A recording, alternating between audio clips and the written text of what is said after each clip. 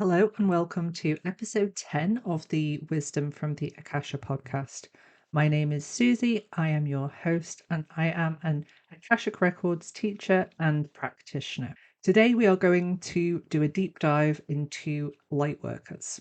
First of all, we are going to look at what a Lightworker is from the Akashic Records perspective. Lightworkers are one of the many soul group types that come up in the Akashic Records.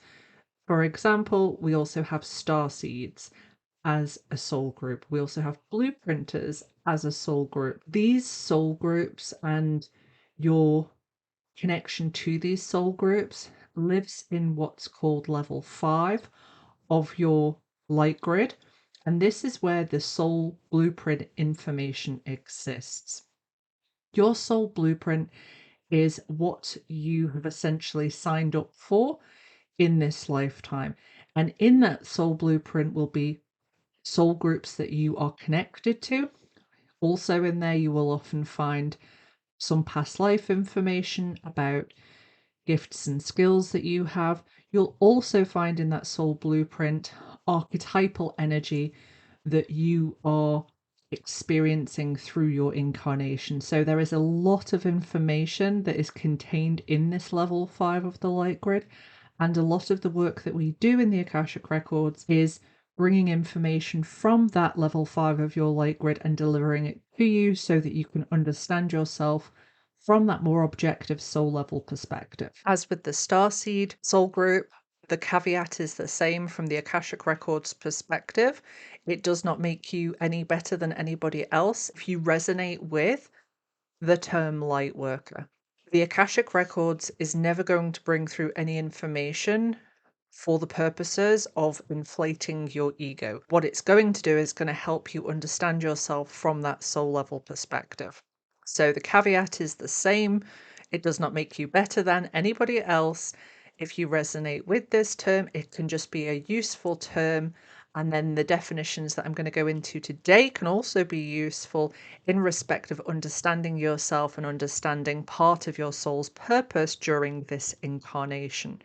Because light workers will often have this desire to be of service to others in connection to their light worker group that they are connected to. So we have the light worker as kind of the soul group, and then we can subdivide that out into other groups. There are many types of soul groups, and there are many types of subdivisions within those soul groups.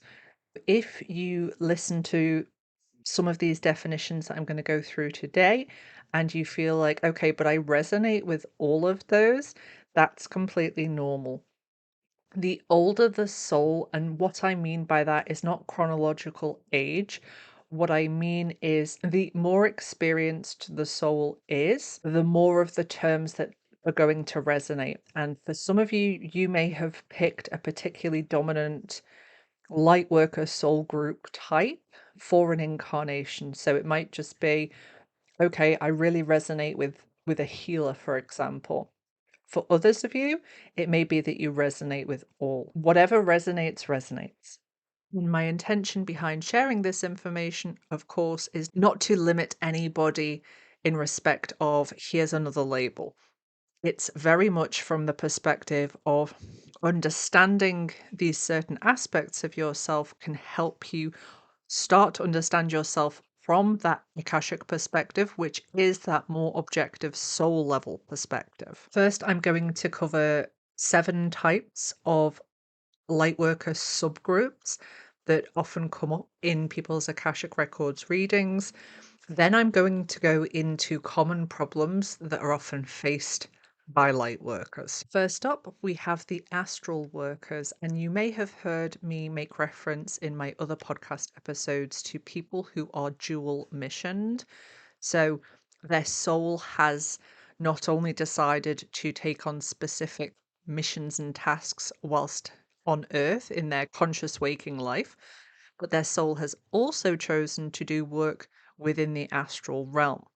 So astral workers tend to also be referred to people who are dual missioned, and the nature of the work that they do in the astral realm is completely different for everybody. But what will often happen is they will have very strong astral experiences. They may be people who naturally astral project. They're not consciously trying to do it, but it's just something that is a skill that they have developed over time. They may be somebody who has very vivid dreams and is a natural lucid dreamer. These are signs that people are what you would call an astral worker or someone who is dual missioned. Now, I have come across instances where people are dual missioned and they don't actually remember ever dreaming. It's as though there is a natural restriction that is self-imposed upon them so that they don't know what it is that they're doing in the astral realm. Of course, their soul knows, but from a conscious waking daily perspective, the work that they're doing in the astral realm is not relevant to their daily life and it would only confuse matters. So for some people, they have this very lucid, vivid dreaming experience, and for others, they won't even remember their dreams. In respect of what they feel most drawn to in their role of service, you will often find astral workers drawn to roles such as mediumship, shamanic work, working with substances like plant medicines, whether that be hallucinogenic medicinal plants or also just working in respect of herbal medicines, tinctures. They tend to be very connected to modalities such as dream work and journeying. This is because all of those practices that I have just referred to are very astral dominant work. And the astral realm is something I'm going to specifically get into more over the summer in my membership. And I will, of course, also cover some points about the astral realm here on the podcast. Next up, we have the healers. And healers often pick extremely difficult lifetimes, especially early lifetimes. It's as though they want to experience a lot of lessons, a lot of pain, a lot of difficulty in the early part of their lifetime to help them really strengthen and develop their gifts and abilities in respect of transmutation. They do also tend to be extremely empathic, so they will often really feel the energies and the pain of people around them. And that can, of course, be quite overwhelming, especially when there is a push for the collective to be in this energy of fear that we are experiencing at the moment. Healers tend to have quite a difficult time when they are unaware of why they are experiencing so much difficulty. When it comes into their awareness, that because of everything they've experienced, it helps them to strengthen this ability to help others, that they are these master alchemists. It helps them to really understand the bigger picture as to why that has happened. Oftentimes, when someone comes to an Akashic Records reading and they are a healer, they will have a wide open heart chakra, but that it's actually expanded outside of the physical body. And you have to think of the physical body as being a container for the chakra system. They will have this massively expanded heart chakra, and they have to learn how to bring that heart chakra back into balance in the body. They have to learn how to have good boundaries. They have to learn how to not overly self-sacrifice for other people and people please and forget about themselves in the process. Rather than having a blocked heart chakra, they tend to have this very excessive heart chakra, and they have to learn how to balance it, how to protect and how to cleanse their energy. As the name suggests, these people are often drawn to different healing modalities, such as Reiki, such as working with different chakra balancing systems, such as working with things like Akashic Records clearing. Then we have the grid workers. And grid workers are people who work with Earth's crystalline grid and the chakras centers of Earth. Earth herself has multiple energy bodies, as do we.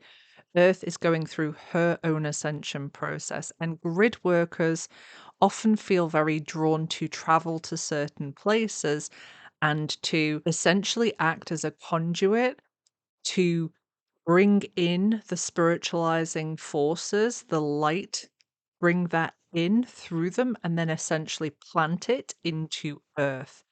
They often feel drawn to travel because this is often needed in specific places, and they feel very connected to Earth. So they feel very deeply changes in the energetic structure of Earth.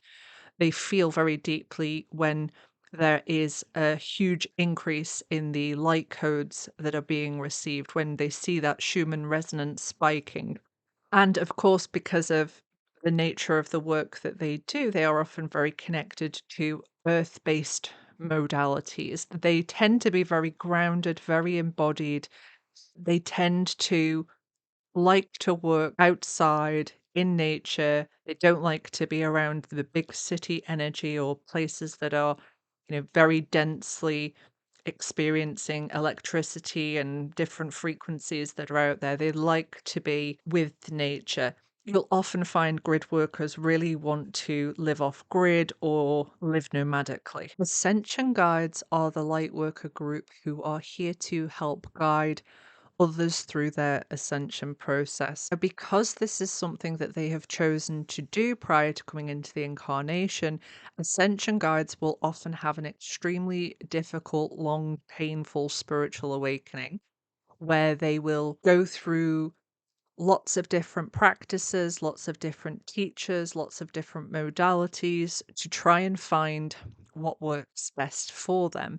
And this process is them really going through the experience of how to best support their own ascension to then find ways of being able to be an ascension guide for others. What you will often find with ascension guides is that they are drawn to modalities such as human design, astrology, Akashic records, coaching, channeling, any modality that can be used to help guide others tends to be what they are drawn to in respect of their role of service. Where ascension guides can find difficulty is they will often be drawn to many modalities because they themselves have found many modalities help them throughout their spiritual awakening journey.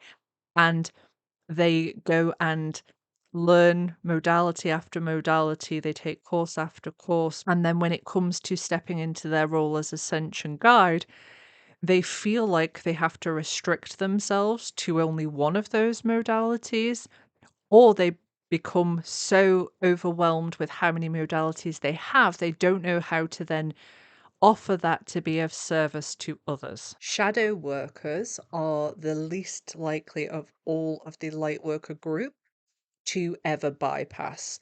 They are very, very aware of the need to integrate and embrace the shadow part of themselves. And not only for each individual to do that, but also from a collective perspective for humanity to acknowledge and integrate its shadow. In terms of their own spiritual development, they often have a difficult journey back to themselves, to a place of self love and compassion, because they are in the depths working through their shadow aspects of themselves. They also tend to take on a lot of the ancestral wounding of their lineage. When we look at ancestral wounding from an Akashic Records perspective, we don't have to go into the ancestral line to heal that ancestral wounding. There is a connection between the light grid of that ancestral line and the members of that ancestral line and the individual's own light grid. And when that person works on resolving the effects of that wounding, of that stagnation in their own light grid, that in turn has a knock on effect to the light grids of the ancestral line and the ancestors within that line. I know ancestral healing can feel like a big job, especially if you don't know that much about your ancestors or you don't know how to start digging into that work. But I want everyone to understand that I can promise you, because I have seen this so many times, that you doing the work in respect of that ancestral healing, heals those lines. You don't have to find a way to go into those ancestral lines. You do the work on you, and then it has this effect on all of the ancestral lines, backwards and forwards. So, ancestors in the past and future generations of that ancestral line. I hope that makes sense. The messenger light workers are here to bring information in from the higher spiritual dimensions and bring it to earth, to make it available to others, to bring it into the light of consciousness. And often the biggest lesson that the messenger comes up against is discernment and resonance, because when they first start tapping into this ability to bring in information from energies outside of themselves, they often start to experience connection into the astral realm. And depending upon the energy that they're connecting into in the astral realm, will depend upon whether or not this is a loving, helpful message, or if it's a message that is not from an energy that is connected to the light. The first thing that messengers tend to have to go through are these experiences within the astral realm, connecting to energies that are of the light and energies that are not of the light, the more trickster energies, and learning how to discern before they're able to go into the higher spiritual levels and start to bring this wisdom through. Where, of course, this can become a little bit problematic is when messengers are connecting into the astral realm, they are connecting into the lower astral realm, and then they start to bring through this information from that lower astral realm, and they start to then try to offer this out to the collective. So it can become very confusing for people as to, okay, is this information helpful? Does it empower me? Does it help me take my own spiritual evolution into my own practice? Or is it something that doesn't resonate? It's the messenger's job to learn how to connect into those higher dimensions and then to bring the information through and to deliver it out. My best advice, if you are a messenger and you feel like you're going through this kind of astral training essentially, is to bring the information through and then to allow it to marinate. Sit with it and allow your body, especially your heart chakra, to really feel into, is this truth? Is this helpful? Is this in alignment to source consciousness? If you are experiencing this and you are connecting into different types of energies, please don't worry. It's not that you're doing anything wrong. This is completely a normal part of the training of the messenger group. The last group that I'm going to cover in today's podcast episode are the blueprinters.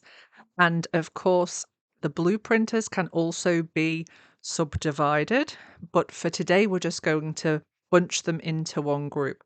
Blueprinters have divine wisdom inside of them. They have brought through information or modalities and practices within their very essence. And part of their job is to essentially unlock that divine wisdom and then to bring it forward for humanity and for Earth. It's quite a big responsibility to be a blueprinter soul. And as I said, there are different types. Oftentimes, their journey is focusing on that inner work and that connecting to themselves. They often will find themselves very overwhelmed when they are constantly consuming information from outside of themselves. And that is because their energy bodies are trying to direct them to turn that focus inwards and to allow what needs to come through to come through. They tend to be very intuitive blueprinter souls, and they have this strong internal navigation system, but they can be easily distracted by the amount of information there is, and they start to overconsume and they stop paying attention to that internal navigation system.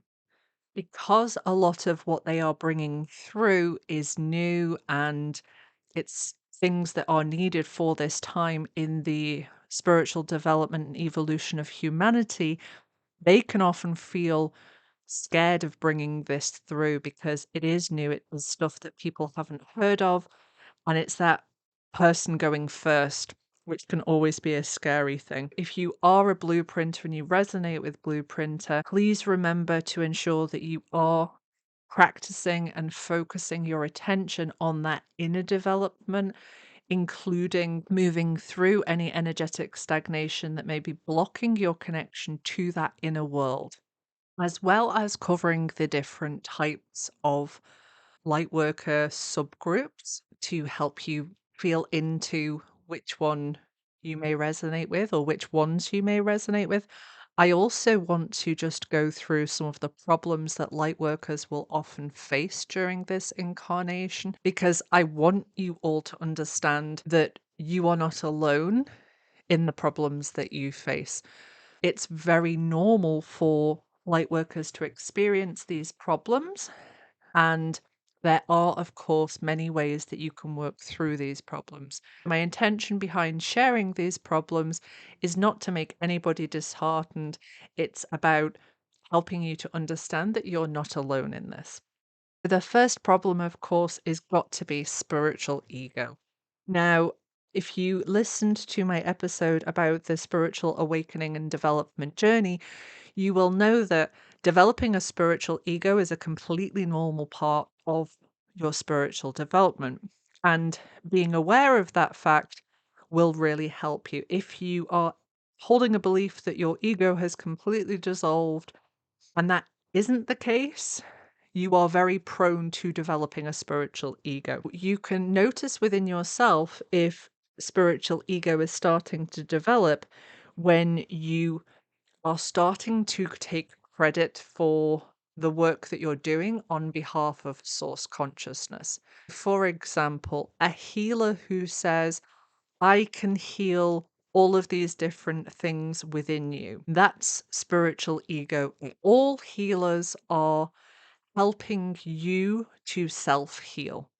All healing work is self healing. So I'm going to use Akashic clearing here as an example. When I undertake a clearing session, the clearing work is done by the individual soul, their higher self, and their masters, teachers, and loved ones, which is their guides in the Akashic Records.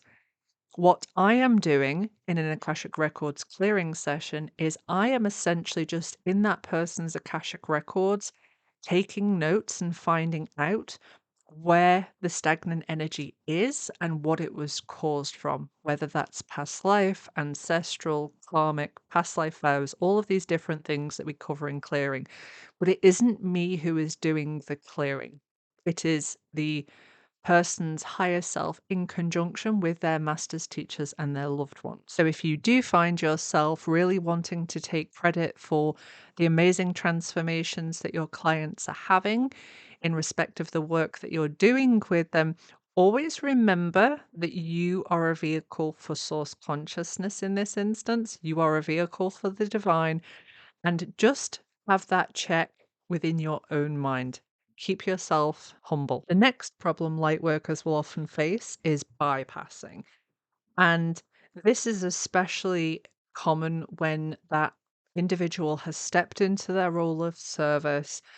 They're offering whatever service it is that they're offering to other people, and they have a belief, sometimes in their unconscious, that they have to be perfect to be of service.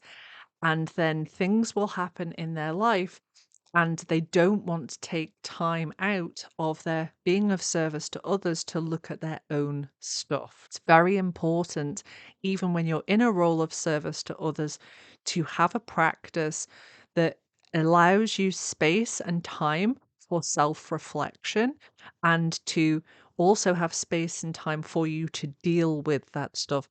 You do not have to be perfect, whatever perfect means, to be in a role of service, but you do have to be consciously aware of what is going on in your own body, in your own emotional states, in your own mental state, so that you can give yourself time to look after yourself to be of service. people will often get disheartened because this stuff is coming back around to be addressed. But if you listen to the other podcast on the spiritual development journey, it is very cyclical and you are going to come across things again. So having kindness and compassion for yourself when things do arise to be dealt with is perfectly okay. And it doesn't mean you have to stop being of service because these things are coming up. It's just about creating the space and time to allow yourself to also do your own work. Following on from that is people not taking time for their own development, trying to rush their own development. And the paradox here is that the more pressure you put on yourself and the more of a rush that you are in to go through your evolution and your development, the slower it gets. Because it's only ever the ego that is in a rush. The soul is not ever in a rush. But what will happen is people, as they step into their role of service, and that spiritual ego kicks in, they will often think, well, I don't need to do any more development work. I don't need to focus any energy on that. And they can really stagnate because they're not continuing their own development or they're rushing their own development. It's very important, even when you're in a role of service, to continue with your own development and your own education. Within traditional mystery schools, you would spend many, many, many years under a tutor, under a guide, under a teacher. You would spend many, many years going through this development process. Now, we are in a time where everything that you need for your own spiritual development and evolution is within you. And we are not in a time where we have to sit at the feet of a guru. But we also need to take time out for the continued development and education to ensure that we don't stagnate. If you are finding that your offerings to people are stagnating or that you're not feeling that joy and that passion and that alignment for being of service to others anymore, oftentimes it's because you haven't continued on with your own development and your own education. The last problem that I want to cover is people holding themselves back. And there can be many reasons why people hold themselves back. For lots of you out there, there is going to be this element of witch wounding where you have used your beautiful, intuitive gifts and skills that you have developed over many lifetimes in a previous incarnation and you have been killed. And then when you want to step into this role of service, you have this fear that of impending doom, and this is paralyzing sometimes for people about sharing their unique gifts and skills. It can also just come from current lifetime stuff where you have maybe failed at something previously and you don't want to put yourself out there, or you're just generally scared of what people on the internet are going to say about you. There can be many reasons, but oftentimes light workers will hold themselves back, especially if they're bringing forward something new, something that seems a little bit out there. And what has to be looked at here are self-worth and self-love, self-acceptance and boundaries. And I say boundaries because oftentimes people will, at this stage, they want to put themselves forward, but they're taking into consideration too many people's opinions of them. Whatever people say to you can only be received if you believe it. So, an example that I often use in my teaching is the purple giraffe. If I said to you, you're a purple giraffe, you would think, okay, Susie's lost her mind. Why is she telling me I'm a purple giraffe? I'm not a purple giraffe.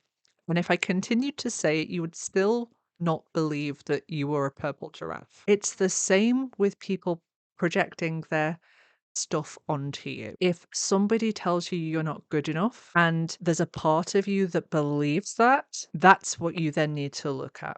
If there is somebody telling you that they don't like you and that hurts you, you need to look at what it is that's hurting inside of you.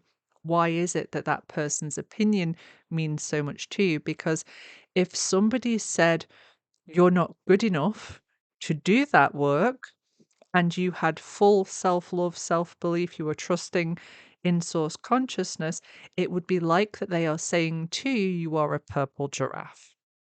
So please, when you do find yourself holding yourself back, look at all these different factors and really take some time to dig into what is it that's bringing up the fear. Is it perhaps some past life wounding? Is it something ancestral? Is it just stuff from my current lifetime that I need to look at?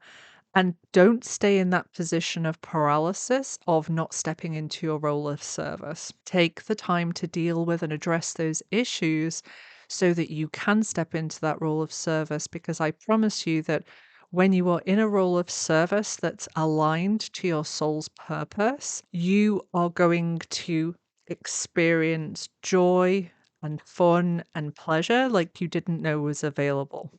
So this work is worth doing. As always, I hope that you have found this episode useful, that it's maybe got you thinking about some different things, got you feeling into what resonates with you and what doesn't. As always, please only ever take what resonates.